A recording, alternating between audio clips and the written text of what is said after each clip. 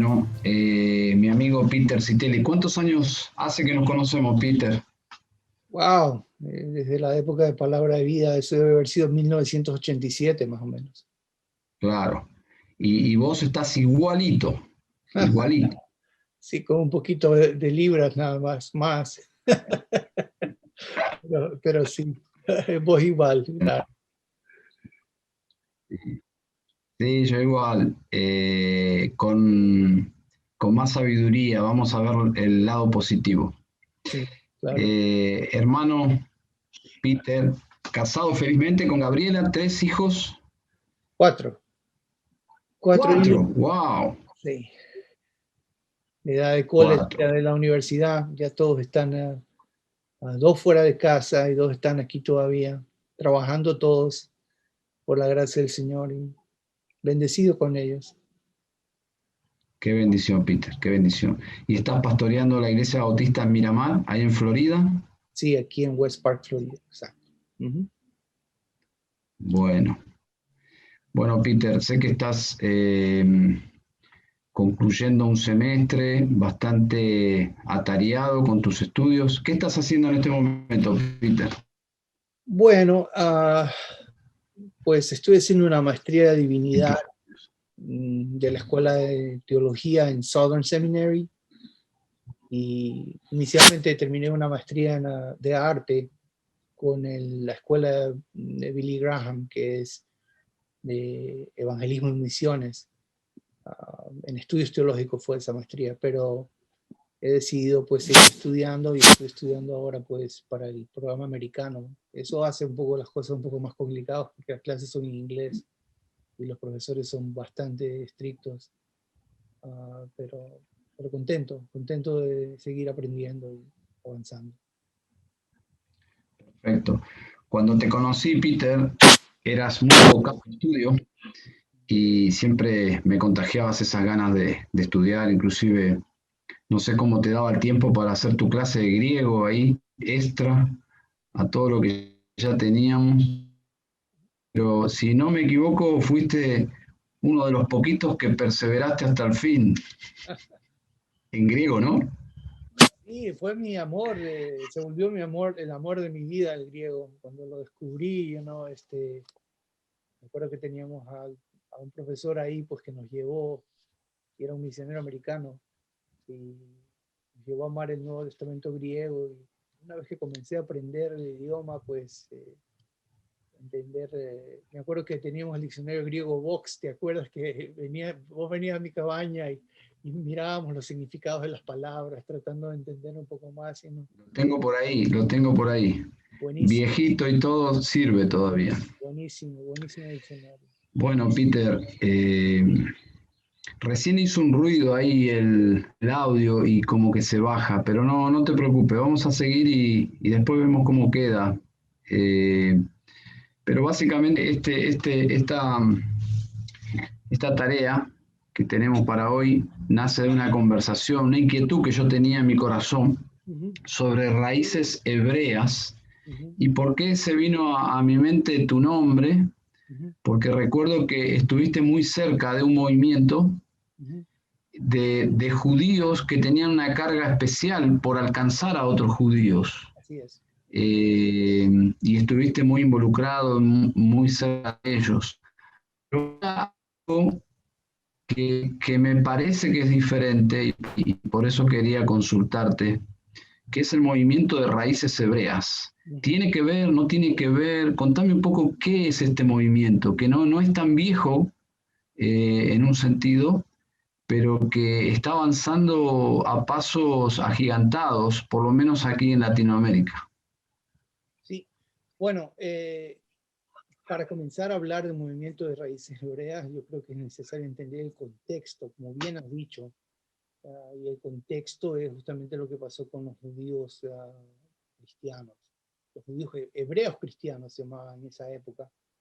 Déjame hacerte un recuento para conectarte con Palabra de Vida. Cuando yo regresé de Palabra de Vida, pastoreé en el Ecuador y de ahí decidí venir a estudiar a los Estados Unidos y me matriculé en la Trinity International University. Ahí tuve un maestro de estudios bíblicos, Biblical Studies, que se llamaba el doctor Gary Cohen. Era un judío y me impresionó porque era un judío cristiano y las cosas que decía eran impresionantes.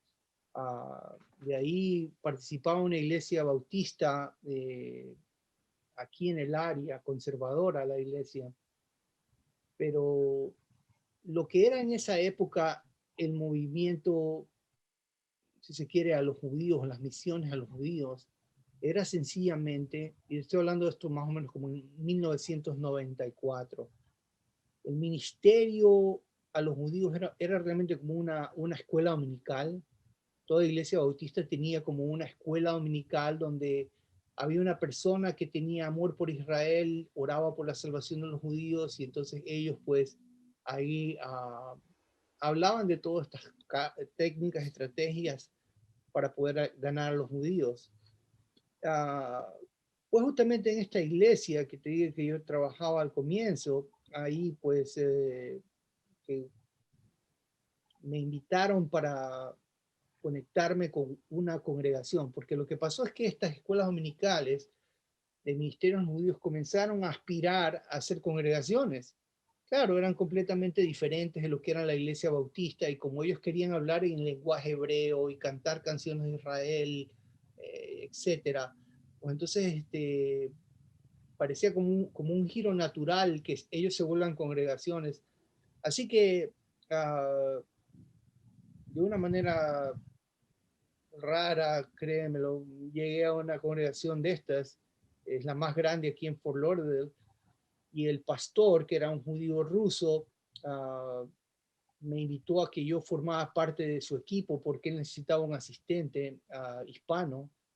Entonces, básicamente como que me contrató en esta congregación y me apadrinó.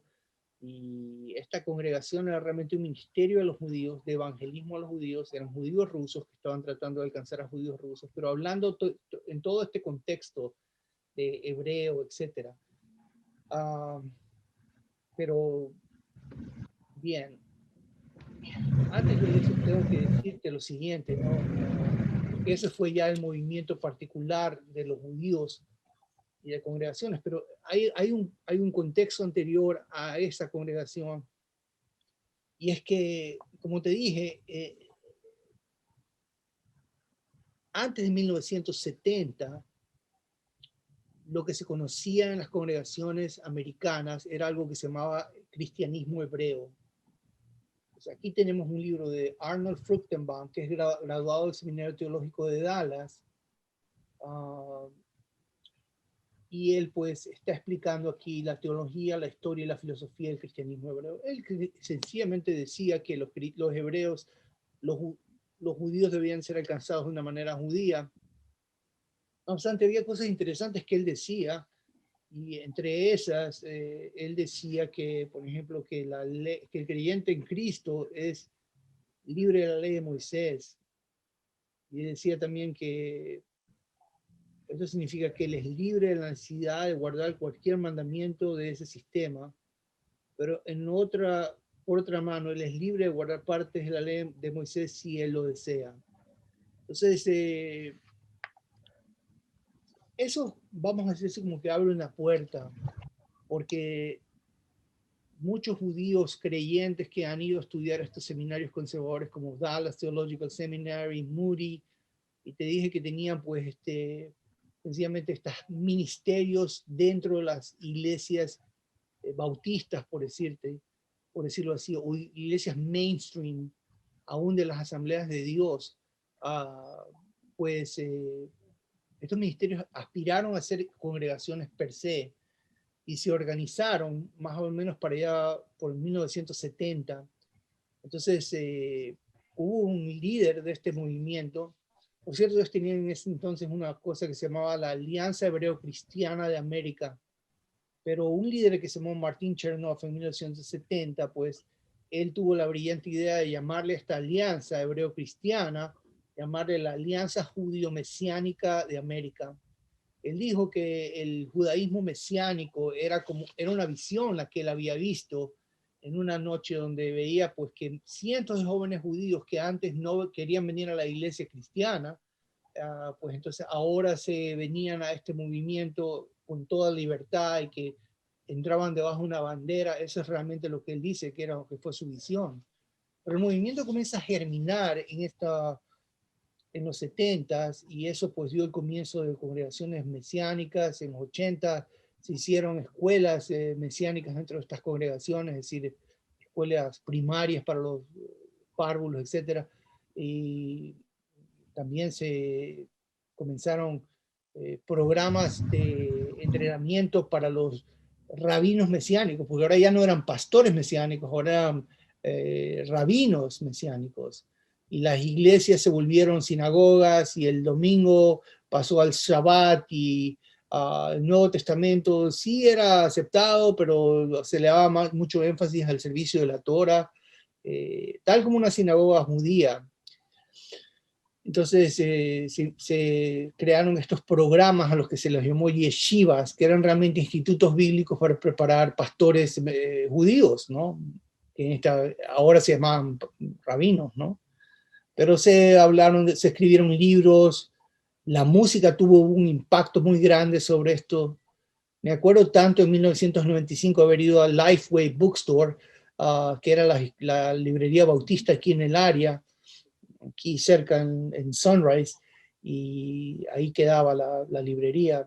Y yo compré un DVD, vaya, era un VHS en esa época, y el VHS era de Paul Wilbur, y Paul Wilbur había sido contratado por Integrity Music en ese momento, y pues eso lo hizo mainstream a él. O sea, es como que lo explotó este asunto, porque ahora todo el mundo comenzó a conocer acerca de qué era lo que estaban haciendo los judíos en estas congregaciones. Pero una cosa interesante de todo esto es que también se hicieron festivales, me acuerdo, como este que te dije que se llama Shalom Jerusalem, que se hicieron muchos en la Unión Soviética. Muchos respondieron al Evangelio. Para el año 2000 hubieron como unas 25, unas sinagogas mesiánicas en 25 países. Pero ellos comenzaron a decir algo interesante. Estoy leyendo un libro que se llama Messianic Judaism. ¿Ves? Ellos pues comenzaron a decir lo siguiente. Mira lo que dice este autor. Dice así: hemos encontrado en los años recientes más y más que los cristianos creyentes en Jesús, Yeshua que llaman ellos, están muy contentos de sus raíces judías, que aman la tierra y el pueblo de Israel. Ellos desean celebrar la Pascua y otras fiestas en sus congregaciones, y se entusiasman cuando escuchan el sonido del shofar, y generalmente se entusiasman sobre, entre comillas, cosas judías. Esto es una verdadera obra del Ruach HaKodesh, que es un nombre hebreo para el Espíritu Santo. Dice, Dios está preparando un pueblo para sí mismo, para que tenga el corazón de Él, y que le traiga gloria a su nombre. Cierro la cita. ¿Qué es lo que pasó? Estos judíos comenzaron a hablar de que los cristianos deberían adoptar todas estas prácticas que sencillamente eran inicialmente consideradas como herramientas de evangelismo, eran consideradas como herramientas misionales. Entonces se comenzó a decir que todas las personas del mundo deberían de abrazar estas cosas: Shabbat, el shofar, las danzas, la música hebrea, y pues eso fue una explosión en los 90s. Vino generándose desde los 70s, ¿no? De que este movimiento comienza, pero en los 90s como que alcanza un epítome, y ahora es Vox Populi, todo el mundo conoce este movimiento. De hecho, pues ellos comienzan a hablar de el manifiesto judío mesiánico de David Stern, y ahí ellos hablan pues de cómo uno podía ser 100% mesiánico y 100% judío. Hasta este punto, el movimiento era estrictamente judío, con algunos gentiles que venían y simpatizaban con el movimiento. Ellos, como te dije, comenzaron a hablar de las raíces judías de la fe. Y aquí tenemos un graduado de Moody Bible Institute, si no me equivoco, es de Dan Joster. Y pues él habló acerca de los fundamentos de la teología bíblica, las raíces judías. ¿Te puedes imaginar? Así que, bien. Esto O fue, sea, no es nada nuevo, Peter, no es nada nuevo que algo que inicia con un buen propósito, una buena intención, se vaya desviando a ese nivel, ¿no? claro, claro. Pero vas a ver una cosa interesante que me parece aquí es un fenómeno, y es que el movimiento, como dijo un rabino de ellos, un rabino americano aquí de Cincinnati, dijo en una conferencia, me acuerdo haber estado ahí, él dijo que el movimiento, este movimiento, le llamaban el movimiento mesiánico, ¿no? Era un movimiento de judíos para judíos y que no tenía la intención de alcanzar a gentiles, pero los gentiles querían venir, y entre esos americanos estaban pues locos y siguen todavía locos con este asunto de las raíces hebreas.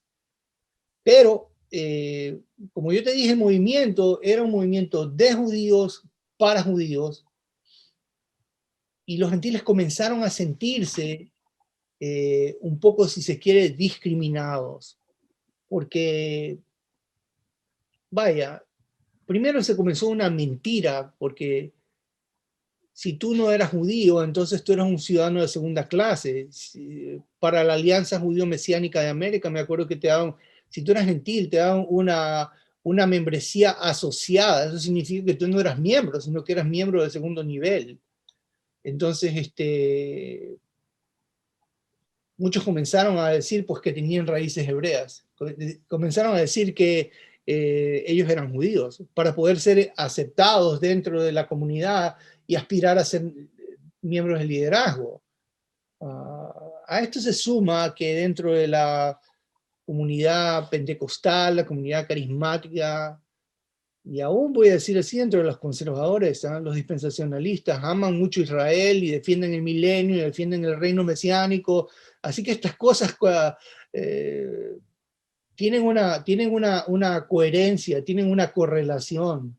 Entonces, muchos pues comenzaron a aceptar de que tal vez este era el movimiento final que Dios estaba usando, y que tal vez Cristo iba a venir, porque esa es la retórica, que Cristo ya iba a venir por el pueblo judío, y pues y muchos comenzaron a meterse dentro del movimiento, pero como te digo, muchos comenzaron a hablar de las raíces hebreas y a implementar en sus congregaciones canciones hebreas, el shofar, etcétera. Pero como te digo, eso generó un problema serio. Aquí en el área, por ejemplo, tuvimos una congregación que era una congregación bautista, y de la noche a la mañana pues cambió, y ya no se llamaba bautista, sino que se llamaba Congregación Mesiánica. El pastor se dejó crecer la barba, y andaba con un saco negro que parecía rabino ortodoxo, y bueno, comenzó a decir que Pablo era un rabino ortodoxo y que Jesús es un rabino ortodoxo,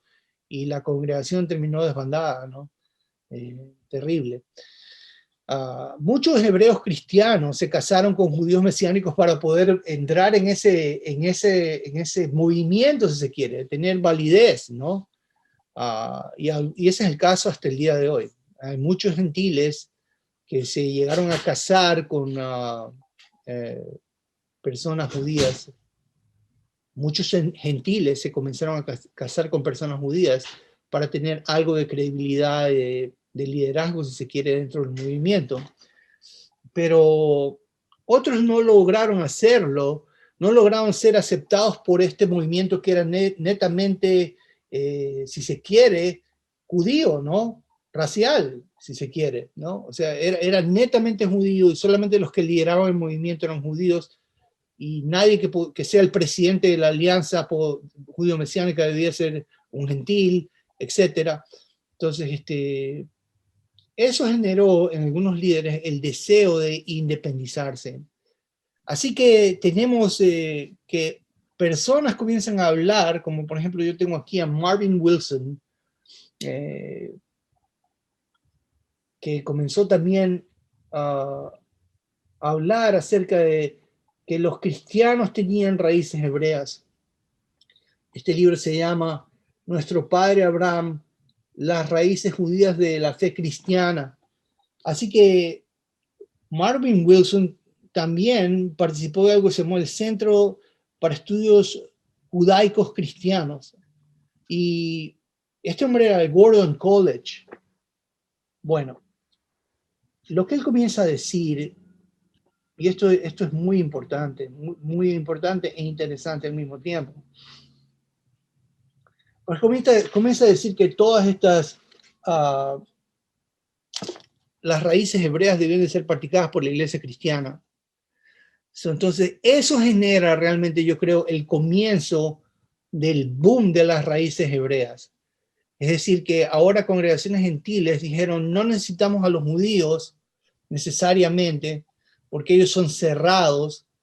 Y entonces a esto vino pues la idiosincrasia de crear institutos bíblicos que entrenaran a estos nuevos líderes gentiles hebreos.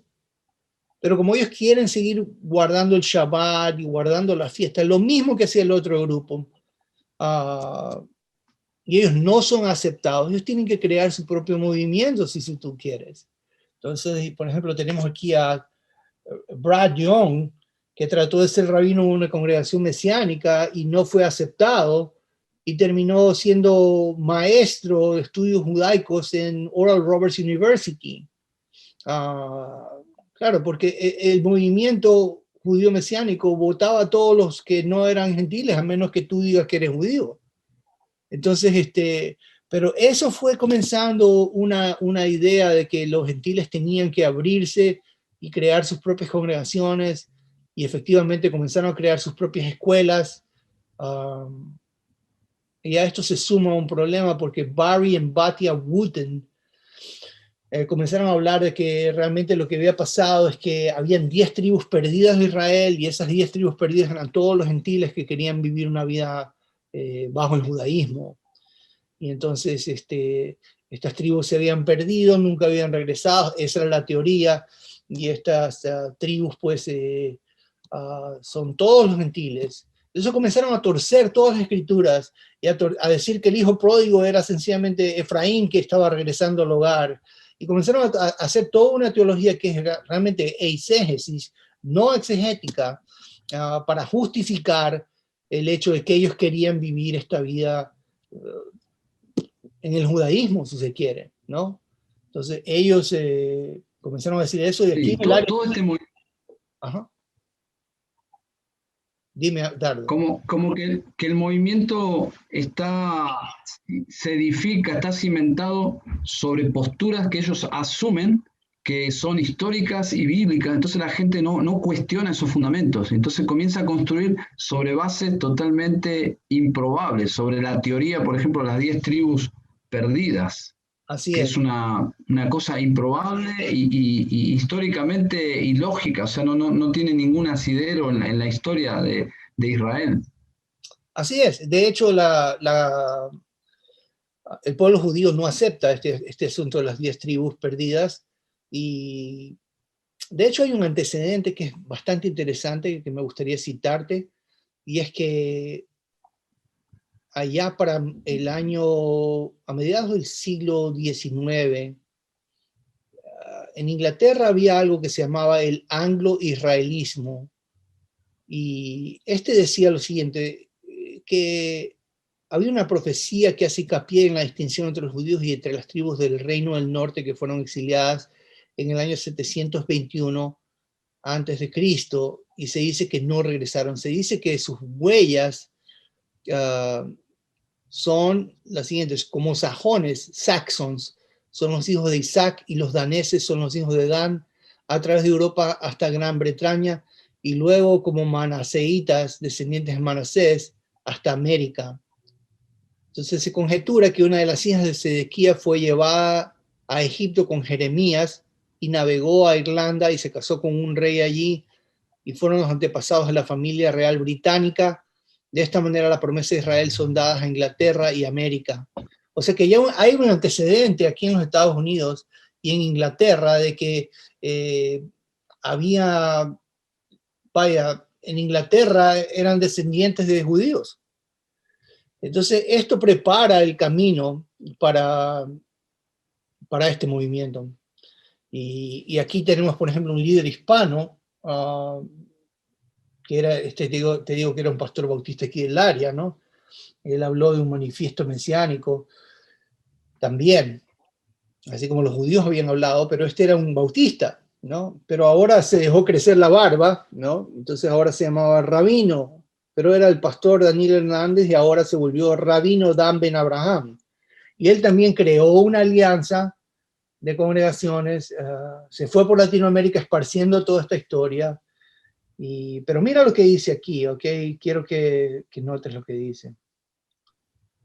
Él dice, si esta obra permitirá al lector comprender el fenómeno del retorno de los cristianos a las raíces hebreas de su fe, ahí está, que está teniendo lugar hoy en día en todo el mundo, no como un hecho aislado o casual, sino como resultado de un plan divinamente ordenado y revelado en las Escrituras. El autor cree que si este mensaje es comprendido bien, tanto los judíos como los cristianos tendrán oportunidad de comenzar a verse no como enemigos extraños, sino como partes de un mismo plan y copartícipes de una misma herencia.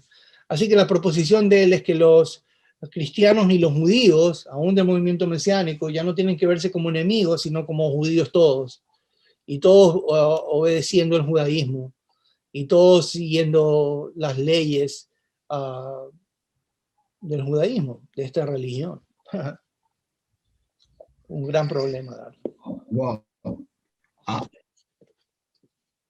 A partir de una manipulación de la historia y de la Biblia, ¿no? Porque qué interesante. ¿Y qué sería la preocupación que los pastores deberían tener con este movimiento? ¿Es inofensivo? ¿Es peligroso? Bueno, los pastores deberían estar muy alertas de sus ovejas, ¿no? La escritura habla de que debes estar consciente de tu rebaño. Y definitivamente este movimiento,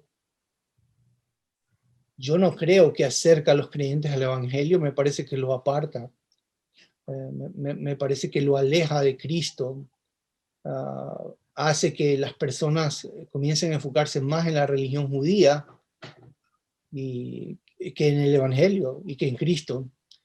Así que los pastores yo creo que deben de primero entender este movimiento, estudiar, ¿no? Y también explicar la historia de la iglesia. Yo me acuerdo que en Palabra de Vida, recién en el 4º año nos dieron historia de la iglesia. Creo que se debería ser una materia de primer año, you know? Porque tú necesitas saber quién eres. Tú necesitas saber a dónde estás, de dónde vienes, cómo te ubicas en el lapso de la historia, para entender qué fue lo que pasó. ¿Cómo es que yo estoy aquí? ¿Cómo es que está aquí esta iglesia bautista? ¿Cómo está aquí esta iglesia presbiteriana? ¿Qué es lo que pasó? ¿Por qué hablan de Martín Lutero en el 31 de octubre? ¿Qué es lo que tiene que ver eso conmigo? Entonces, los pastores tienen que entender la historia de la iglesia, y no solamente de la iglesia reformada, pero como dijo Carl Truman, dice, si él volvería a hacer un doctorado, dice que él se ocuparía más de la historia de los padres de la iglesia, es decir, la patrística, es decir, porque la iglesia necesita, pues, necesita este conocimiento de la historia. Que este movimiento lo que hace es reeditar el cristianismo a partir de borrar la historia.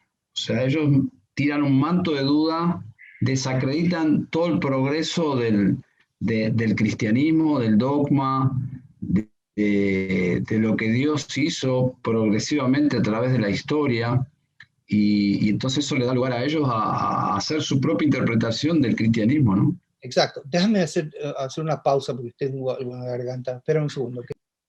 Ok, dale.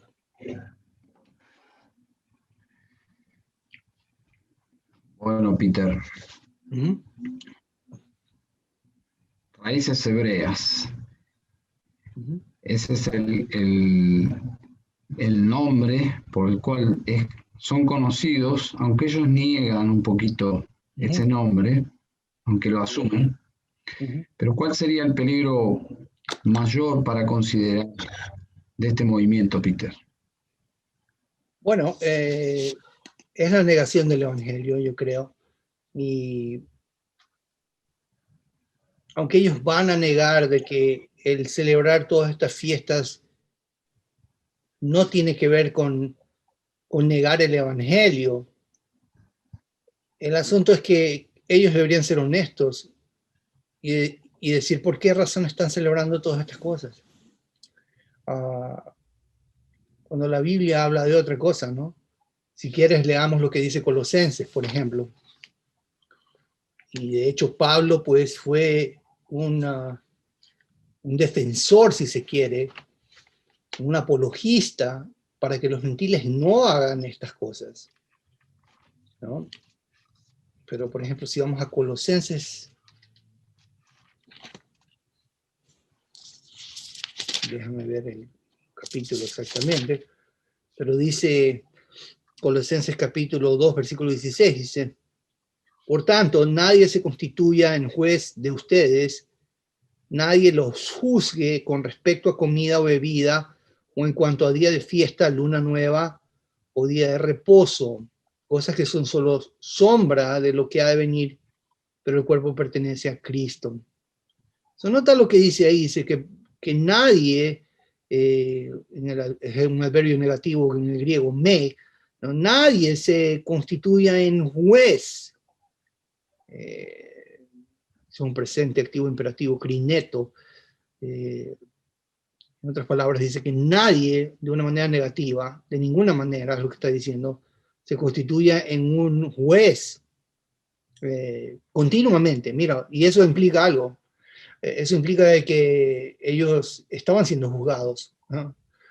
Habían judíos que en ese entonces estaban juzgando a los colosenses de que ellos de alguna manera eran de segunda categoría porque no estaban guardando las cosas judías. Y aquí está diciendo, pues con respecto a comida, posiblemente una referencia a las comidas que se provienen en la ley de Moisés. Después dice, en cuanto a día de fiesta, esto habla de fiestas anuales, como la Pascua, como vamos a decir así, como la fiesta de las trompetas, la fiesta de los tabernáculos, etc. Y después se habla de Luna Nueva, el Rosh Hodesh. Eso es una fiesta que se hace mes a mes en el pueblo judío, que se celebra, es un ritual y una ceremonia y unas oraciones acerca de la luna nueva, si se quiere. Y después dice aquí Shabbatón o Sabatón, dice el griego, y esta habla de sábados. O sea que los gentiles colosenses estaban siendo juzgados por algunos de manera continua acerca justamente de las comidas como kosher, ¿no? Las comidas kosher, de las fiestas como las fiestas anuales, las fiestas del Señor que se llaman, las lunas nuevas que son las fiestas mensuales y los sábados. En ese entonces había un problema y Pablo dice que nadie lo juzgue. Dice, todas estas cosas son solo sombra, esquía, dice Pablo en el griego. Esquía significa de que sencillamente eran un tipo de algo, apuntaban a algo. Y esa realidad, dice el autor de Hebreos, que es Cristo. Es Cristo esa realidad. Cristo es la Pascua. Cristo es el último sacrificio. De hecho, Cristo es el sacrificio aceptable, el único sacrificio aceptable que Dios acepta, porque no le agradaron sacrificios otros. Solamente le agradó el sacrificio de su cuerpo como ofrenda. Y Dios lo ha aceptado de una vez y para siempre. Y Él es el Shabbat, Él representa nuestro reposo. Y Él es, vamos a decir, el cumplimiento de todo lo que estas fiestas decían.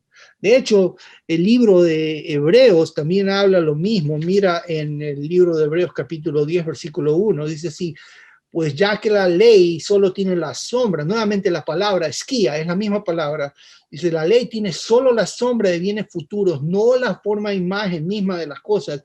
Nunca puede, por los mismos sacrificios que ellos ofrecen continuamente año tras año, hacer perfectos a los que se acercan.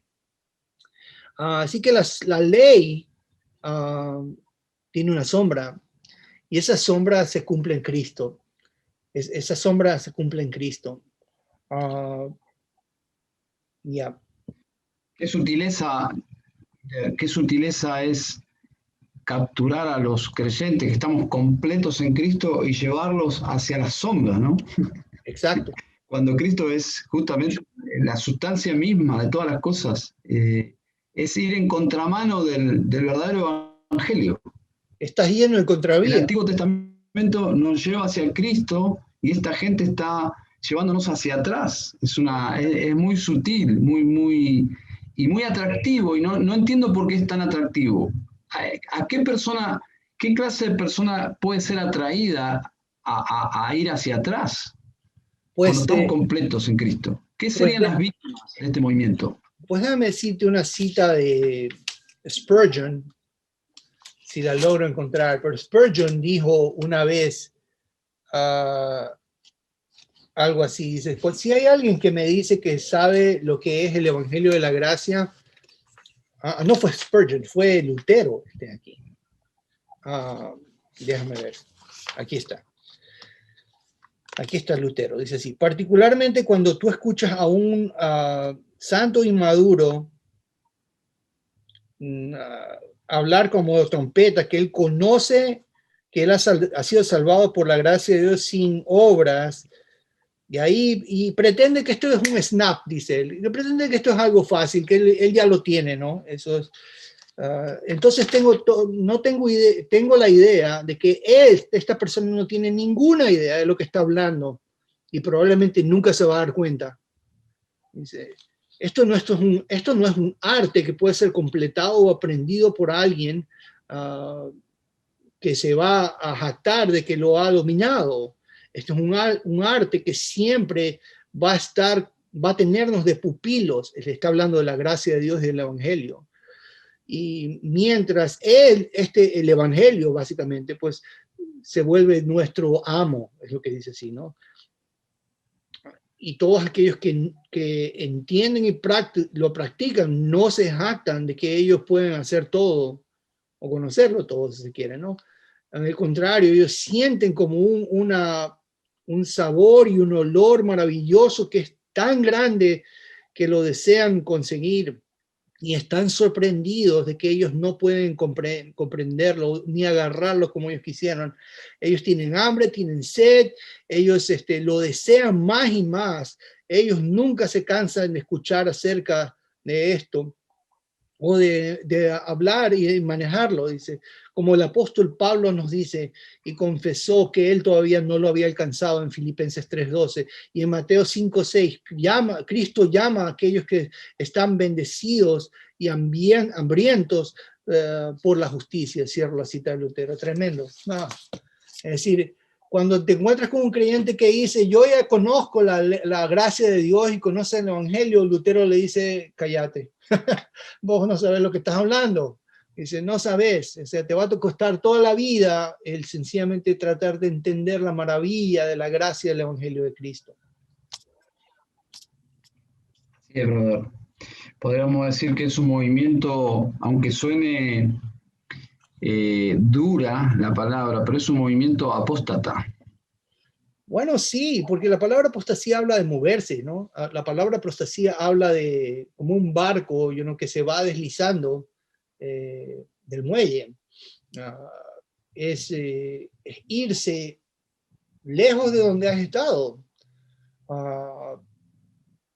Tristemente, el judaísmo, y voy a decir así, ¿no? Pero más es la ley, ¿no? La ley y lo que se escribieron y lo que se escribió de ella, lo que embelezó a los creyentes. De hecho, Pablo dijo a los Gálatas, ¿por qué han sido hechizados, se han dejado hechizar? Dijo Pablo. Esa fue la palabra que él usó. Cuando él habla de la palabra encanto, está hablando de una palabra como que fueron hechizados, fueron hipnotizados, algo los embelezó y fueron deslumbrados por todas las sombras, como tú dices, y ellos han comenzado a desviarse y apartarse de la gracia de Cristo y de la claridad del Evangelio de Cristo, al punto que ellos están queriendo circuncidarse, dice el libro de Gálatas. Ese es todo el argumento del libro de Gálatas. Están queriendo circuncidarse, están queriendo guardar todas estas fiestas, realmente como ignorar que Cristo vino. Eso es el fondo de la historia. Es ignorar que aún lo que la iglesia misma había hablado sobre los gentiles.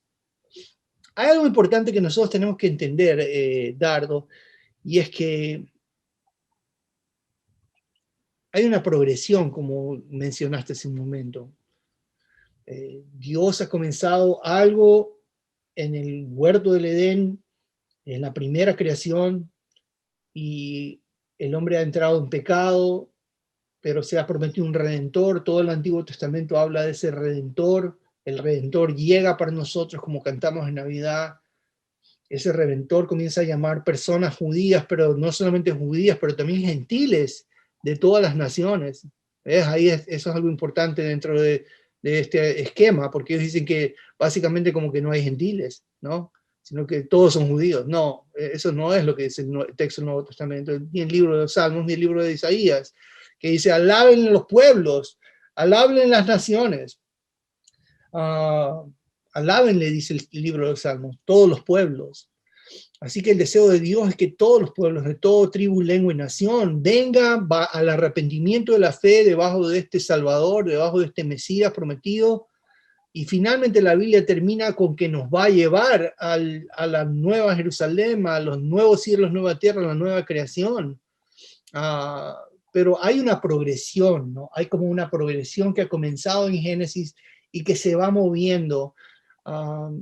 Es como que si nosotros fuéramos un auto, Dardo, ¿no? Cuando uno va en un auto o si has estado en un avión, pues estás en cierto punto y tienes una cierta perspectiva de cierta área, pero ya dentro de un segundo el avión se ha movido o el auto se ha movido y ahora cambió el panorama, ya no estás viendo el lago, ¿no? Sino que ahora que estás viendo una montaña o estás viendo una granja, etcétera, porque te moviste del lugar. Eso es lo que pasa con la perspectiva de la ley en el Nuevo Testamento. Y personas se equivocan porque ellos creen que básicamente pues a donde tienen que regresar es a la ley, pero el asunto es que la Biblia, como dijiste, está yendo en el sentido contrario. La Biblia está yendo desde la creación antigua hasta la nueva creación, y la culminación de todas las cosas es Cristo. Es la nueva Jerusalén donde no hay templo, donde ya el templo fue una figura del pasado y ahora no hay templo. Dice que el que está sentado en el trono y el verbo y el cordero eran el templo. Como dice Gregory Beale, de Wheaton Seminary y también de Westminster, dice que Dios va a ser de toda la creación el lugar santísimo. O sea que el deseo de Dios de estar entre los hombres se va a volver a cumplir, pero en la persona de Cristo, con Cristo y su pueblo, en los nuevos cielos, en la nueva tierra. Así que nos estamos moviendo hasta a ese punto. Es absurdo pararse en un lugar y querer retener el punto de decir, no es solamente que nos vamos a parar en la época de Hechos, por ejemplo, en el libro de Hechos, ¿no? Porque eso es un argumento interesante. Algunos van diciendo así, dicen, bueno, pero Pablo circuncidó a Timoteo, Pablo guardó Yom Kippur, o sea, porque en el bote donde está, pues ahí, él siendo llevado a Roma, pues él guarda el ayuno, dice, y algunos dicen, bueno, eso era Yom Kippur, porque en Yom Kippur se ayuna. Luego, Pablo, pues, toma un voto nazareo y va al templo, y bueno, algunos dicen, ves, ahí es donde tenemos que regresar. El punto es que no, no, porque el carro está en movimiento, ¿ves? O sea, el carro está en movimiento, el progreso del evangelio está moviéndose hacia otro lado, y ya va a llegar un tiempo en que el templo va a ser destruido y no hay lugar donde hacer estos sacrificios, porque el único sacrificio es espiritual, es Cristo. You know? El templo se ha movido de una forma física espiritual, de una forma física a ser, dice que es espiritual porque dice la Escritura que nuestros cuerpos son templo del Espíritu Santo. Cristo dijo ser el templo, dijo, destruid este templo, destruid este templo en 3 días, yo lo voy a reconstruir. Cristo es el templo. Nos hemos movido de una sombra, si se quiere, física a algo espiritual. Ya no es la circuncisión física, ahora es una circuncisión del corazón por medio de la fe en Jesucristo. Ya no es un templo físico, ahora hay un templo espiritual que está conformado por todos los que creen en Jesucristo. Eso lo dice Pedro incluso, que nosotros somos piedras vivas edificadas en este templo. Pablo dice en Efesios capítulo 2, dice que nosotros somos piedras que estamos siendo edificadas por el Espíritu Santo. Sobre el fundamento de los apóstoles y profetas, que es el Evangelio. Este es un edificio que es espiritual. Sí, todos los sacrificios del Antiguo Testamento hablaban del último sacrificio. Sí. El sacrificio Yom Kippur hablaba de Cristo como el sacrificio. Eso, déjame llevar un tiempo antes que me preguntes esto, Eduardo, para que no se me vaya. Pero si es que, ¿por qué un creyente quisiera celebrar Yom Kippur hoy día, por ejemplo? ¿Ok? Yom Kippur es un día de ayuno, es un día en el que el pueblo de Israel, hasta el día de hoy, algunos judíos mesiánicos se visten de blanco, ayunan, pues lamentan por los pecados, anhelan de que Dios los inscriba en el libro de la vida en el próximo año para que no mueran. Están ayunándose y si quieres como que están torturando la carne para que de esa manera pues y haciendo oraciones todo el día pidiéndole a Dios que los perdone y pidiendo, pero ya Cristo te perdonó. ya Cristo vino, Cristo es el último sacrificio. O sea, ¿por qué quieres insistir en la sombra? Estamos en la realidad. Entonces, eso. Amén. Y es muy complejo advertir el error, porque ellos se presentan como maestros sofisticados, profundos. ¿Qué le aconsejarías a un miembro de una iglesia que quizás no tiene capacitación teológica, no está tan instruido, podría ser seducido? ¿Es conveniente investigar de primera mano, oírles a ellos, o es más sabio quizás la expresión de Pablo, que es mejor no ir, dice, no prestar atención, como dice en Tito, taparle la boca a algunas personas porque dice que trastornan casas enteras? Realmente son personas que trastornan la fe de personas que no están bien paradas en los fundamentos bíblicos, ¿no? O sea, ¿qué le aconsejarías a un miembro de una iglesia cuando se encuentra ahí curioseando en internet y se encuentra con estos maestros? Pues yo le aconsejaría que hable con su pastor en primer lugar, consulte con el pastor, a ver qué opina el pastor, porque las ovejas pueden comenzar a beber veneno. Y el pastor tiene que estar capacitado como para poder discernir qué es el veneno, ¿no? Juan Calvino dijo, sí, el pastor tiene 2 voces, una para las ovejas y otra para los lobos, y tiene que saber cuándo usarla. Y entonces, y eso es exactamente, de hecho, si hay un pastor que no quiere acusar a los lobos, algunos tienen problemas con llamarlos por nombre, es un atentado. Yo una vez escuché al doctor Lawson en una clase decirnos que él ataca a la gente por nombre. Si es que, porque dice que ellos tienen, los falsos maestros que están en la televisión usualmente tienen acceso a sus ovejas. En esa época él pastoreaba en Alabama, pero él dice, tienen acceso a sus ovejas, entonces por medio de la televisión, así que entonces él los va a atacar por nombre, así como Pablo hizo con Himeneo, ¿no? En Primera de Timoteo. Entonces, yo creo que sí es importante que los pastores, espérate que estamos inestables, es importante que los pastores, pues, usen su vara, usen su vara para espantar a los lobos y descubrirlos a los lobos. Entonces, las ovejas tienen que ser muy celosas, y yo creo que es importante que también su pastor les recomiende libros buenos, les recomiende conferencias, videos. Es importante la educación teológica, es importante conferencias sanas que nos lleven al Evangelio. Yo creo que es bueno para todos estudiar teología. Yo creo que es bueno para todos estudiar la historia de la iglesia y saber por qué somos cristianos. Y no tener por sentados que ya nos la sabemos todas, ya lo hemos escuchado todo, y mirar por caminos oscuros. Pues te digo, si hay alguien que salta a la cerca, ahí hay un lobo, y el lobo te va a llevar a saquearte, porque eso es lo que hacen estos líderes de estos grupos. Por eso atacan a la iglesia cristiana y la condenan de pagana, y le dicen que la iglesia celebra Navidad y que celebra Ishtar en Easter, en la Pascua. Y entonces tratan de, estos lobos que son estos líderes que han creado estos movimientos, quieren decir básicamente que ellos son más inteligentes, o el movimiento verdadero, desechando todos los años de la historia de la iglesia. O sea, si todos fuimos engañados en todos estos años de la historia de la iglesia, ¿quién ha sido salvo? La tesis de estos hombres es que ellos son los únicos que tienen el camino a la salvación.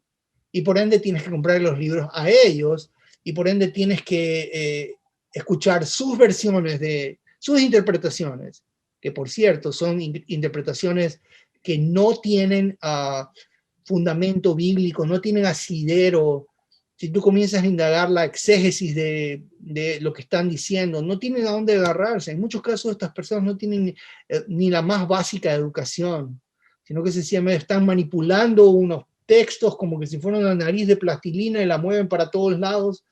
No sé si me entiendes, plastilina, es lo que quiero decir. Play-Doh se llama aquí. Claro, claro, se entiende perfectamente. Es muy recurrente de las sectas, ¿no? Desacreditar para poder llamar la atención sobre su sabiduría, ¿no? Y lo que está detrás de esto, es el dinero.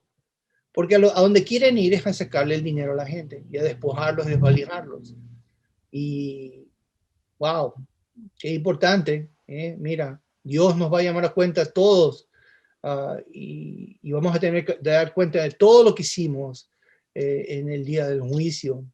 Y sea bueno o sea malo, dice Pablo. Y ahí la idea es que sea útil o inútil, ¿no? Y entonces, ¿qué importancia el usar nuestros recursos en algo que es útil, en algo que verdaderamente representa el Evangelio? Algo más que te quiero decir, Dardo, y es que personas que están siendo atraídas por este tipo de cosas deben de entender de quiénes son. O sea, ¿de verdad que aceptaron el Nuevo Testamento? ¿De verdad que son cristianos? ¿De verdad que han seguido a Cristo? Porque al comenzar a dudar del Nuevo Testamento, a comenzar a dudar de la iglesia cristiana, lo que está poniendo en juego es si ellos de verdad creyeron.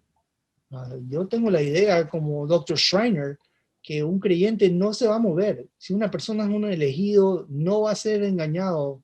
Aunque sea, puede ser confundido por un tiempo, y de eso puedo dar testimonio, ¿no? Pero quiero decirte una cosa, últimamente vamos a regresar a la palabra de Dios, y últimamente vamos a regresar a lo que dice el Señor y mantenernos en nuestra fe. No tenemos que soltar a Cristo, no tenemos que soltar el Evangelio. Y lo que nos están queriendo vender estas personas es que debemos soltar el Evangelio. Y por cierto, por una religión que no es ni siquiera bíblica. Déjame explicarte ese punto porque es importantísimo. El judaísmo que nosotros conocemos hoy día es un judaísmo que podríamos llamar un judaísmo rabínico, no el judaísmo bíblico de la Biblia. El judaísmo de la Biblia tenía como centro el templo en Jerusalén. Es decir, que los sacrificios se hacían en el templo de Jerusalén. Eso se hacía en la Pascua, eso se hacía en Yom Kippur, eso se hacía en todas las fiestas, todo lo que tú quieras. Ahí es donde se presentaban las libaciones y las ofrendas. Pero el asunto es que en el año 70 después de Cristo vino la destrucción del templo. Y esto pues hizo que los judíos crearan una nueva una nueva religión, si se quiere, los sobrevivientes, ¿no? Porque muchos perecieron, millones de judíos fueron muertos por esta invasión, que es interesantísima esa historia particular del año 70 y de la destrucción del templo en Jerusalén, pero los que sobreviven fueron los que hacen y amalgaman este nuevo movimiento que se llama el judaísmo rabínico, que es lo que conocemos hoy día de hoy, o sea, las sinagogas, los ortodoxos, bueno, y todos los que se mueven dentro de lo que es judaísmo, se mueven dentro de lo que es los principios de este movimiento. Y el judaísmo mesiánico, so pena de querer evangelizar a los judíos, el asunto es que ha adoptado todas estas prácticas que no necesariamente estaban en el templo. O sea, es el producto de una religión nueva, si tú quieres, ¿no? En otras palabras, lo que estoy diciendo claramente es que Jesús nunca vio un kippah, ni Jesús vio un talid con color franjas azules, ¿no? Ni tampoco prendió velas de Shabbat y candelabros, de color de color bronce o plateado. Ni tampoco vio velas de Hanukkah, de colores, ¿no? Como las que hay, ¿no? ¿Por qué? Ni tampoco vio kittels. ¿Por qué? Porque todo eso fue producto de esta nueva religión. Entonces, aquel que está siendo atraído por el judaísmo, que sepa que está cometiendo un error de anacronismo. Anacronismo significa que tú no sabes en el tiempo que estás ubicando de una manera, una era que no es. Déjame explicar eso. Algunas personas como este hombre Daniel Hernández comenzó a decir que Jesús era un rabino judío, ¿no? Que Pablo era un rabino judío ortodoxo. Eso fue lo que dijo. No, porque el judaísmo ortodoxo comienza en Hungría, en Polonia, en todos estos lugares, en los 1800. Y por eso se visten de negro, y por eso tienen estos sombreros que son típicos de Rusia, ¿no? Que son unos sombreros carísimos, pero son sombreros de pieles porque defienden a la gente del frío, ¿no? Allá en esa época, ¿no? En los 1800. Así que decir que Jesús es un rabino ortodoxo es una ridiculez, porque Jesús vivió en el primer siglo, y esto es una práctica de 1800, ¿ves? Entonces, aquel que sigue el judaísmo de hoy, que sepa que no está siguiendo lo que practicó Jesús, ¿no? Lo que practicó Jesús fue cumplido en la persona de Jesús. Lo que practicó Pablo fue cumplido en la persona de Jesús. Él es el fin de los hombres. El Señor es nuestra justicia. Amén. Y estamos completos en Él, podemos terminar pensando en todos los tesoros de la sabiduría se encuentran en Él. No debemos cavar cisternas rotas, que no retienen agua. Todo lo tenemos en Cristo Jesús, Peter. Amén. Ha sido un placer, Peter, compartir, y sé que quedan muchos puntos para seguir charlando, pero creo que esto nos puede ayudar a los pastores y a algunos miembros, y que el Señor lo utilice como quiera para su gloria, para el bien de su pueblo. Amén. Peter, ¿te gustaría orar para terminar? Y desde ya muchas gracias por tu tiempo, hermano. Gracias. Muy bien. Oramos. Padre, gracias, Señor, porque efectivamente el Cordero de Dios, el que dijo consumado es, lo consumó. Y Amén. Él es nuestra justicia, Él es la sabiduría, en Él están escondidos todos los tesoros de la sabiduría, y Él es el cumplimiento de toda sombra del Antiguo Testamento. Como alguien dijo, el Antiguo Testamento es un cuarto oscuro, Señor, pero ahora en Cristo se ha prendido la luz, y en Él hemos visto la luz del mundo. Amén. Y aquel que lo sigue no andará en tinieblas, sino que tendrá la luz de la vida.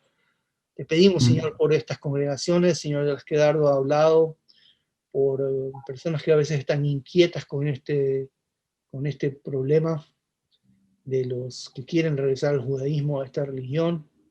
Ah, y sabemos que hay mucha gente que te ama, y lo que quieren es serte fieles, y quieren buscarte, pero te pedimos que abra sus ojos para que vean que la mejor manera de buscarte es a través de su hijo. De tu hijo. Y aquel que tiene al hijo tiene al padre, y aquel que no tiene al hijo no tiene al padre. Y que esto sea una realidad. Cuida mucho, Señor, de la congregación, de ser despierta a otros.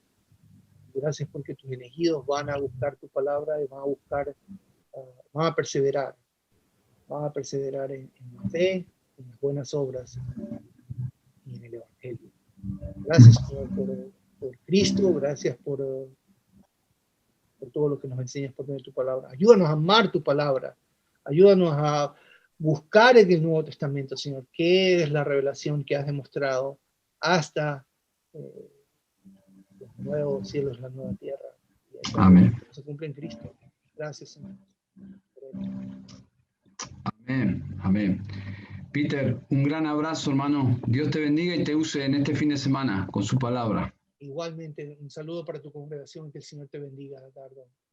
Un placer, Dios te bendiga. Chao, hermano.